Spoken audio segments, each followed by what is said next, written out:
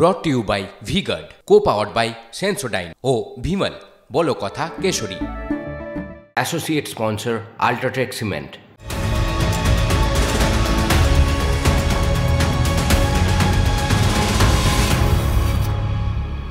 25শে মে ষষ্ঠ দফার ভোট। ষষ্ঠ দফার ভোটে এ রাজ্যে যে 8টি কেন্দ্রে ভোট হতে চলেছে তার মধ্যে অন্যতম উল্লেখযোগ্য কেন্দ্র হলো মেদিনীপুর এবং ঝাড়গ্রাম।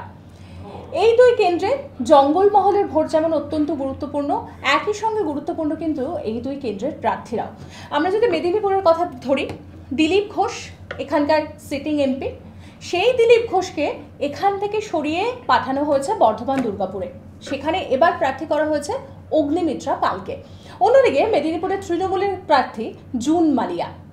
আবার ঝাড়গ্রামের দিকে যদি আমরা দেখি, ঝাড়গ্রামে যিনি সিটিং এমপি ছিলেন বিজেপির, তিনি কিন্তু ভোটের মুখে দল ছাড়েন এবং তার দল ছাড়ার পরেই নতুন প্রার্থী বাছাই করেছে বিজেপি। অন্যদিকে তৃণমূলও কিন্তু বেশ চ্যালেঞ্জিং প্রার্থী রেখেছে এখানে। আমরা আজকের ভোট আলাপে কথা বলবো এই দুই কেন্দ্র নিয়ে।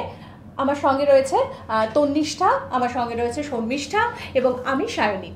প্রথমেই আমি যাব তন্নিষ্ঠার কাছে।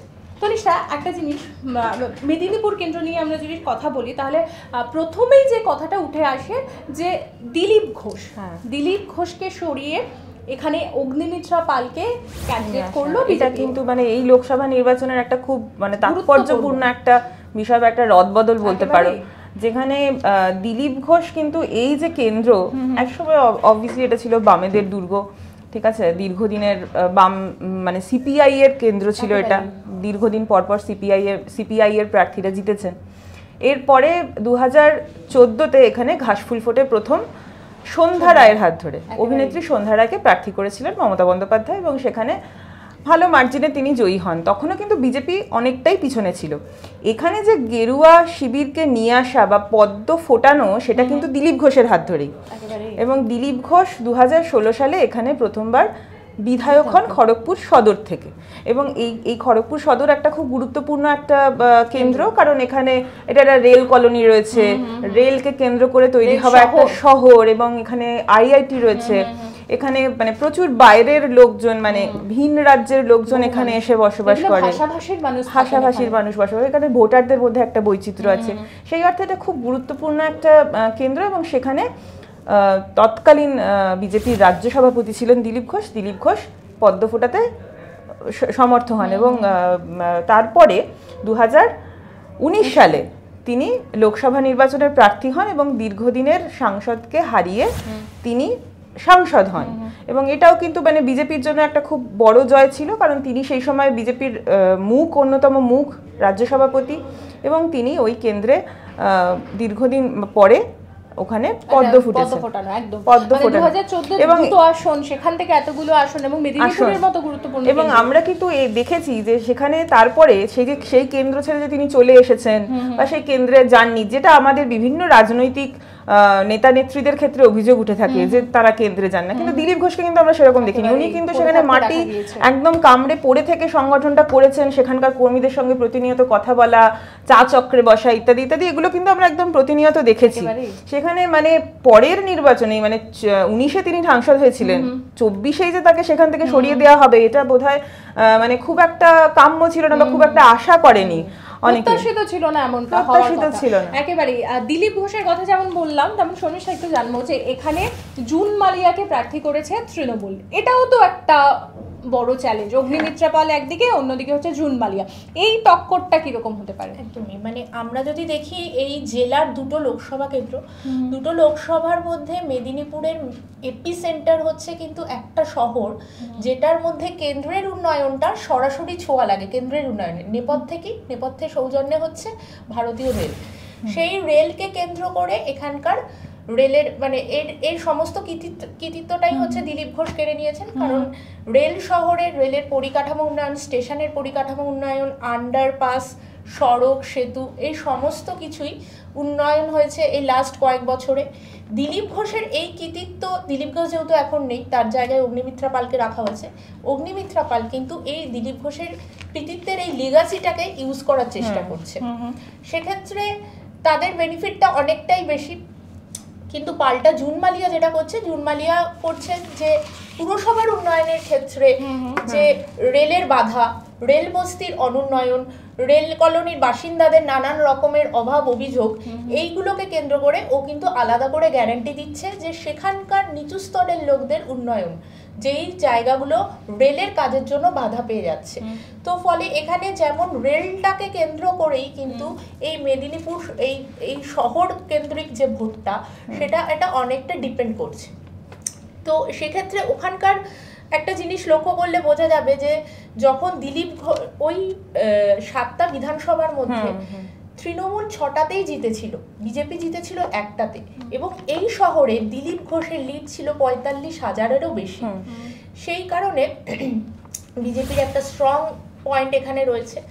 কিন্তু যেটা বলার বিষয় সেটা হচ্ছে যে জুন মালিয়া এই সমস্ত ইস্যুসগুলোকে ওভারকাম করার চেষ্টা করছে, রেলের বাধা, রেল কলোনির বাসিন্দাদের অনুন্নয়ন, এই ইস্যুকে এইগুলোকে কেন্দ্র করে।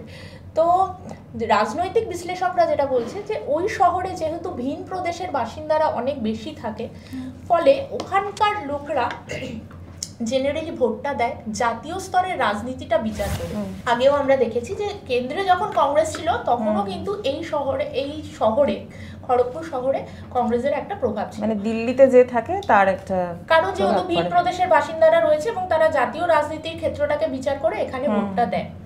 সেই কারণেই কিন্তু তৃণমূল কিছুটা এই শহরে ব্যাকফুটে রয়েছে, কারণ 2019 সালের পরে একমাত্র 2000 তার আগে যে একটা উপনির্বাচন হয়েছিল, ব্যাকফুটে বলতে পারো না, কারণ 2019 সালের পরে কিন্তু 2021-এর বিধানসভা নির্বাচন হয়েছে এবং সেখানে কিন্তু সব কেন্দ্রেই মানে একমাত্র যেটা দিলীপ ঘোষের ঘাঁটি, সেই জায়গাটা বাদ দিয়ে সেখানে কিন্তু সব জায়গাতেই কিন্তু ঘাস ফুল ফুটেছে। এবং এইটাই জানতে চাই যে ধর এই যে 21-এর ফলটা, সেটাতে তো দেখলাম আমরা একটা কেন্দ্র ছেড়ে বাকি সবকটাতে তৃণমূল তাদের ঘাসফুল ফুটিয়ে দিয়েছে। এইটা কি জুন মালিয়াকে নিয়ে আসা, সেটা কি এবার কি দেখো জুন মালিয়ার ক্ষেত্রে কিন্তু জুন মালিয়া কিন্তু আবার ওই মেদিনীপুরের বিধায়ক, একদম, ফলে জুন মালিয়া ওই জায়গাটা চেনেন না এরকম বলতে পারবে না।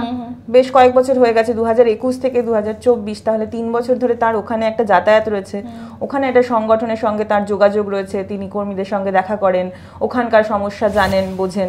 ফলে হয়তো মমতা বন্দ্যোপাধ্যায় কোথাও সেই কৌশলটাকে ব্যবহার করার জন্যই জুন মালিয়াকে সেখানে দিয়েছেন। এবং আরেকটা জিনিস দেখো যে ওই খড়গপুর সদরে যে একমাত্র ওই লোকসভা কেন্দ্রের যিনি একমাত্র বিজেপি বিধায়ক হিরণ কিন্তু আবার অন্য জায়গায় প্রার্থী হয়ে গিয়েছে। হ্যাঁ, হিরণ কিন্তু ঘাটালের বিজেপি প্রার্থী হয়ে গিয়েছে।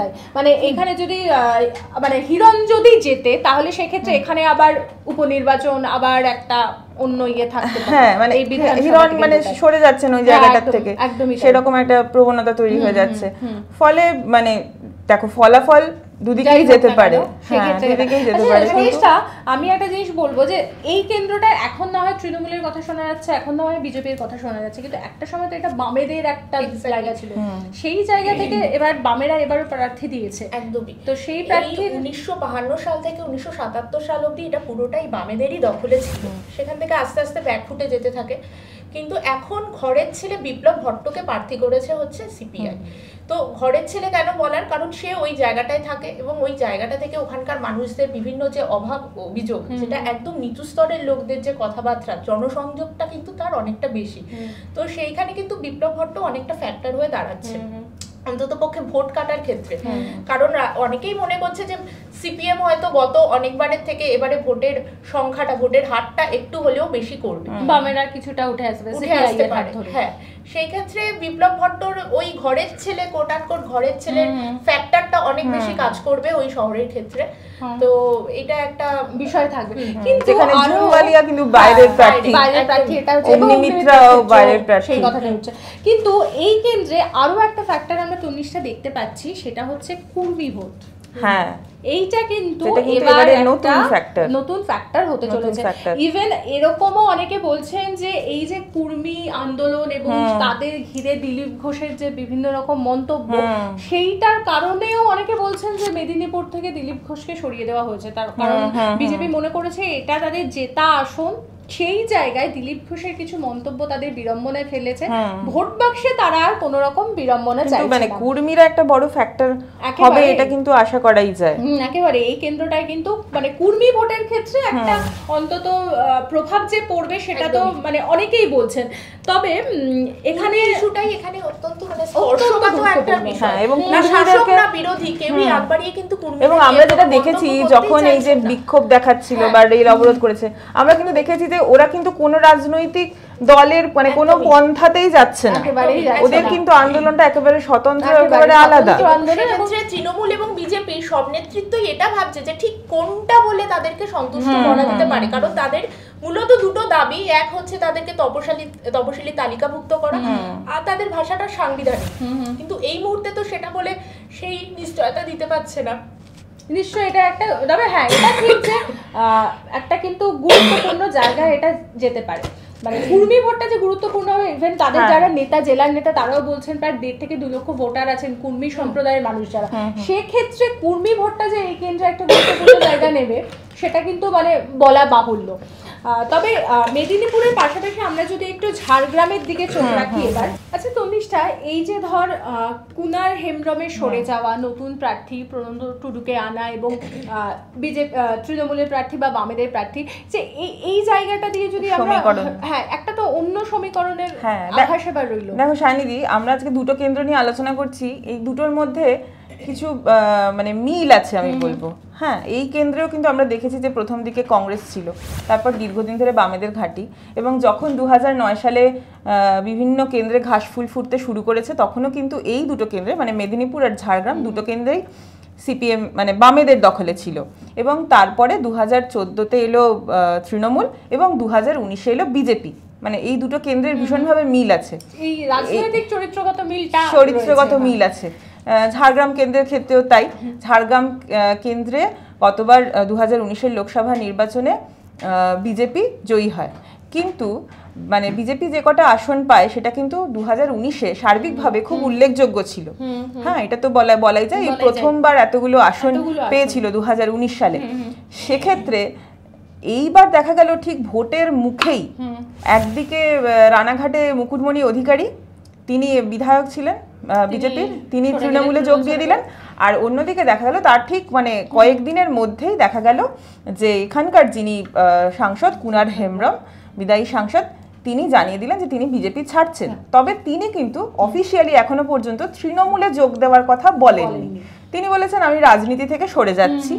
কিন্তু এখানে একটা উল্লেখযোগ্য বিষয় হলো, এই কেন্দ্রে যিনি এবারে তৃণমূল প্রার্থী হয়েছেন সেই কালীপদ সোরেন, এই কুনার হেমব্রম হচ্ছেন সেই কালীপদ সোরেনের ভগ্নিপতি, এবং তাকে কিন্তু এই ঘোষণার পর মানে আমি বিজেপি ছেড়ে দিচ্ছি এই ঘোষণার পর কালীপদ সোরেনের সঙ্গে প্রচার করতে দেখা গিয়েছে। এবং তাকে যখন জিজ্ঞেস করা হয়েছে তিনি বলছেন যে আমি মানে আত্মীয় হন যেহেতু আমি ওর কথা ফেলতে পারিনি তাই একসঙ্গে এসেছি, কিন্তু তৃণমূলে আছি এ কথা বলছেন না। কিন্তু এটা তো মানে খুব একটা স্বাভাবিক বিষয় নয় যে আমি অন্য দল করি, আমি অন্য দলের প্রচারে চলে গেলাম। এটা ওই অনেকটা আমার ওই শিশির অধিকারীর কথা মনে হচ্ছে, তিনি দল ছাড়েননি, তৃণমূলেরই সাংসদ থেকেছেন, কিন্তু বিজেপির বিভিন্ন মঞ্চে দেখা গেছে ওই রকম ব্যাপার আর কি। কিন্তু মানে তুমি ভাবো যে এই একটা কেন্দ্র যেখানে বিজেপির একটা ঘাঁটি তৈরি হতে শুরু করেছিল, সেখানে এইভাবে সাংসদের দলবদল করা এবং তৃণমূল প্রার্থীর সঙ্গে ঘুরে বেড়ানো, এটা তো মানে বিজেপির জন্য খুব একটা মানে ভালো বিষয় নয় একেবারেই। এবং জঙ্গলমহলের এই আসনটা ধরে রাখার জন্য কিন্তু বিজেপি এবার খুব চেষ্টা করবে। আচ্ছা, এইখানে আমি একটা কথা বলি, মানে বিজেপির উত্থান নিয়ে যেটা আর কি বলা, বিজেপির উত্থানটা কিন্তু এখানে ভীষণ সিগনিফিক্যান্ট একটা বিষয়। 1991 সাল থেকে একেবারে মানে 2009 সাল পর্যন্ত এটা কিন্তু পুরো বামেদের দুর্গ ছিল। তখন হচ্ছে রূপচাঁদ মুর্মু ছিলেন ওখানকার সাংসদ। তারপর 2014 সালে ওখানে উমা সোরেন উনি লিড করলেন। সেই সময় কিন্তু তৃতীয় স্থানে ছিল বিজেপি এবং সেখানে 1 লক্ষের কিছু বেশি ভোট পেয়েছিল। 2014 কাট্টু 2019 মাঝের 5টা বছরে বিজেপি সেখানে সাংগঠনিক ক্ষমতাটাকে এতটাই জোরদার করলো, 2019-এ কালীপদ সোরেনের হাত ধরে সেখানে বিজেপি লিড করলো এবং বিজেপির ভোট হয়ে গেল এক ধাক্কায় 6 লক্ষেরও বেশি ভোট, প্রায় 7 লক্ষের কাছাকাছি ভোট। সেখানে 9,000-এর বেশি ভোটে তৃণমূলকে হারিয়েছিল কিন্তু বিজেপি। তো ফলে এখানে বিজেপির উত্থানটা অত্যন্ত সিগনিফিকেন্ট একটা তাৎপর্যপূর্ণ। এবার কালীপদ সোরেনের সরে যাওয়াটা এবং সেখানে কালীপদ সোরেনকে প্রার্থী করা কুনার হেমব্রমের সরে যাওয়াটা, সেটা একটা বিজেপির কাছে বড় ধাক্কা। সেখানে বিজেপি এখানে দাঁড় করিয়েছে হচ্ছে ঝাড়গ্রাম মেডিকেল কলেজের হাসপাতালের চিকিৎসক প্রণত টুডু যদিও ইস্তফা দিয়েছেন এই প্রার্থীপদ পাওয়ার আগে। হ্যাঁ, এবার তারও কিন্তু ওখানে সাংগঠনিক ভিত্তা মজবুত করাটা তার আগের প্রার্থীকে চ্যালেঞ্জ করে মানে প্রণত টুডু কিন্তু খুব একটা মানে রাজনৈতিক ভাবে নয় বা রাজনৈতিক ভাবে সক্রিয় নয়। হ্যাঁ, কিন্তু মানে এটা কি এরকম হতে পারে জনিশা যে ধর আমরা তো জানি যে এরকম মেডিকেল কলেজের অমুক ডাক্তার বাবু সেই বিষয়টাকে কাজে লাগতে পারে, যেমন উমা সোরেনের ক্ষেত্রে যেমনটা হয়েছিল, সেই বিষয়টাকেই হয়তো বিজেপি এখানে কাজে লাগাতে চাইছে। কারণ যেহেতু একজন সাংসদের চলে যাওয়া এরকম একটা ধাক্কা, সেটা তো সামলে উঠতে হবে। মানে সাংসদ পদ তো আর বিজেপি কমতে দিতে পারে না, সুতরাং মানে ধরে রাখতে হবে, যে কটা জেতা আসন সে কটা তো ধরে রাখতে হবে, তারপর তো বাকি কথা মানে বাকি আসন তো পরের কথা। সেখানে স্থানীয় যে আবেগ বা মানুষের যে পরিচিতি জনপ্রিয়তা একজন ডাক্তারের ক্ষেত্রে মানে আমরা দেখেছি যে শহরের থেকেও গ্রামাঞ্চলে কিন্তু একজন ডাক্তারের পরিচিতিটা একদম আলাদা। ডাক্তারবাবুরা ভগবানই সেখানকার ভগবানই, এবং বয়স বেশি নয়, হ্যাঁ মানে তরুণ প্রার্থী, হ্যাঁ অর্থাৎ এবং বিভিন্ন যে বিজেপি বিভিন্ন শিবির, স্বাস্থ্য শিবির ইত্যাদি সেগুলোতে উনি যোগ দেন, ফলে বোঝাই যাচ্ছে যে ওখানকার মানুষের সঙ্গে একটা পরিচিতি আছে, মানুষ ওনাকে চেনে এবং মানে ডাকলে হাঁকলে পাওয়া যাবে এরকম একজন প্রার্থী, সেটাকেই হয়তো কাজে লাগাতে চাইছে এখানে বিজেপি। প্রণব টুডুর আরো দুটো ভীষণ চ্যালেঞ্জিং একটা বিষয় রয়েছে, সেটা হচ্ছে কুর্মী আন্দোলন, এবং কুর্মীরা কিন্তু এবারে দুজনকে প্রার্থী করে দিয়েছে নির্দল হিসাবে। একটা হচ্ছে আদিবাসী নেগাচিরির বরুণ মাহাতো, আরেকজন হচ্ছে সূর্য সিং বেসরা। মানে এখানেও কুর্মী কাটা কিন্তু থাকছে, কুর্মী কাটা রয়েছে বিজেপির কাছে। এবং শুভেন্দুও কিন্তু এটা এসে বলেও ফেলেছিলেন সভাতে যে কুর্মীদেরকে বেসিক্যালি উস্কাচ্ছে হচ্ছে তৃণমূল ভোট কাটার পরিকল্পনা করছে। কারণ গত পঞ্চায়েত নির্বাচনে দেখলে দেখা যাবে যে কুর্মী আন্দোলনের জেরে বেশ কয়েকটা গ্রাম পঞ্চায়েত কিন্তু কুর্মীদের দখলে চলে গিয়েছিল। তৃণমূল কিন্তু এখানে ভোট কাটাকাটির খেলা করছে, এইটা একটা ব্যাপার রয়েছে। আর একটা ব্যাপার রয়েছে সিপিএম এর প্রার্থী, তিনি হচ্ছেন একদম গ্রাম্য একজন মহিলা সোনামণি টুডু, এবং তিনি বেসিক্যালি বাসিন্দা হচ্ছে মানে ঝাড়খণ্ডের মেয়ে সোনামণি, আর বান্দোয়ানের ঘরের বউ, বান্দোয়ানের মনীষ টুডুকে বিয়ে করে তিনি পুরুলিয়ার বান্দোয়ানের বাসিন্দা হয়েছিলেন। আসনপানি গ্রাম পঞ্চায়েতের একজন সদস্য, মাঠে খেটে খাওয়া লোক, একদম মহলেরই আর কি। যেহেতু সোনামণির কিন্তু একটা আলাদা ইয়ে আছে মানে সমাজকর্মী হিসেবে, একদমই তাই। এবং সিপিএম এই ব্যাপারটাকেই কাজে লাগানোর চেষ্টা করেছে। কারণ আমাদের ক্ষেত্রে দেখা গেছে মানে ওইখানের এলাকায় দেখা গেছে যে তৃণমূল বা বিজেপি কিন্তু ঝাড়গ্রামের লোককেই প্রার্থী করেছে। এই ট্রেন্ডটাকে কিন্তু ব্রেক করেছে সিপিএম চাইছে মাঠে খেটে খাওয়া মেয়েটাকে তুলে আনতে, যাতে কুর্মী আন্দোলন। আর সোনামণি কিন্তু ওখানে প্যাড ওমেন বলে পরিচিত, অত্যন্ত গুরুত্বপূর্ণ, সাধারণ মেয়েদের কাছে জনপ্রিয়। গ্রামের মেয়েদের কাছে কিন্তু মানে একটা আলাদা গ্রহণযোগ্যতা আছে সোনামণি। কিন্তু তৃণমূল তো চমক এখানে রেখেছে, কালীপদ সোরেনকে পদ্মশ্রী তিনি, এবং সাঁওতালি ভাষার তিনি সাহিত্যিক, এইরকম একটা মুখ। আমি বলছি যে ধর সোনামণি একদিকে সেও জনস্বাস্থ্য মানুষের মধ্যে থেকে কাজ করা, অন্যদিকে বিজেপির যিনি প্রার্থী তিনিও মানুষের মধ্যে থেকে মানুষের জন্যই কাজ করা। সেই জায়গায় তৃণমূলের এই চমক একজন সাহিত্যিক। এবং দেখো পদ্মশ্রী পেয়েছেন গত বছর, পদ্মশ্রী পাওয়াটা কিন্তু খুব একটা মুখের কথা না, এবং ওরকম একজন গ্রাম থেকে এবং আদিবাসী সম্প্রদায়ের মানুষ, হ্যাঁ সেখানে কিন্তু মানে আমরা যাদেরকে এখনো পর্যন্ত বেশিরভাগ অংশটাকে পিছিয়ে পড়া অংশ বলি, তাদের মধ্যে থেকে একজন গিয়ে পদ্মশ্রী পুরস্কার পাচ্ছেন, এটা কিন্তু তাদের কাছে একটা বড় ব্যাপার। হ্যাঁ, এবং তিনি বাংলাতেও অনেক পুরস্কার পেয়েছেন, অনেক সম্মান পেয়েছেন, মমতা বন্দ্যোপাধ্যায় নিজে সম্মানিত করেছেন, এবং সাঁওতালি ভাষার যে সমস্ত সাহিত্যিকদের নামে যে পুরস্কার আছে পুরস্কার পেয়েছেন তিনি, তার গানের বই আছে, তার বই আছে।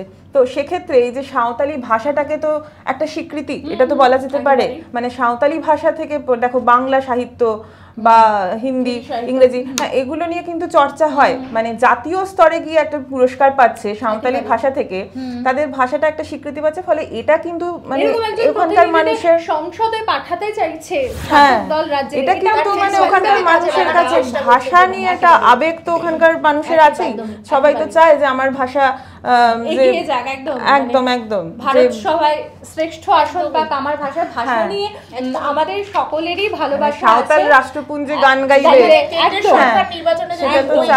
একেবারেই সাঁওতাল তার ভাষাতেই রাষ্ট্রপুঞ্জে গান গাইবে, সেই স্বপ্ন শুধু সাঁওতালি ভাষা বলেই নয়, যে কোনো ভাষাভাষীর মানুষই সেটাই চান।